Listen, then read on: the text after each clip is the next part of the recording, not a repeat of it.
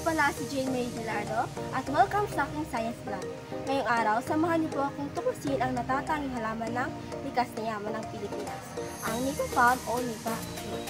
Tara, samahan niyo ako.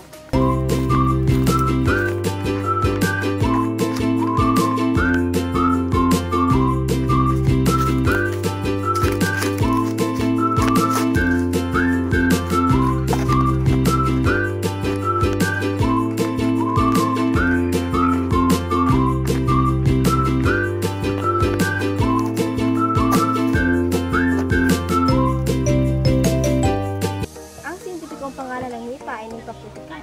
Ito ay isang uri ng halamang mangga, pero ang katawan nito ay nasa ilalim ng lupa. Ang dahon nito ay mahaba at parang palaspas. Ang bunga naman nito ay bilog at kahoy ang balat. Kaya ito tumuloy sa mga malusang lugar. At kahit walang tubig, tumutuloy ito sa mga putikang lupa.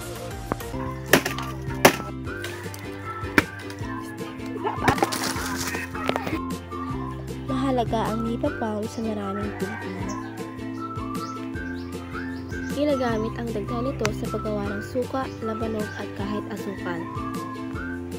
Ang mga dahon naman ay bubong ng bahay kubo, banig at pinaypay. Halamang gamot lalo na sa ubo at lagnat. Tunay ngang napakalaga ng Nipa Palm, hindi lang sa kabuhayan, kundi pati na rin sa ating kalusugan at kultura. Ngayon, sagutin natin ang tanong, bakit mahalaga ang saribuhay ng Pilipinas? Mahalaga ang saribuhay ng Pilipinas kasi dito natin kinukuha ang ating pangkabuhayan. Kapag inalagaan natin ang kalikasan, babalik ito sa atin bilang proteksyon, pagkain at hanapbuhay.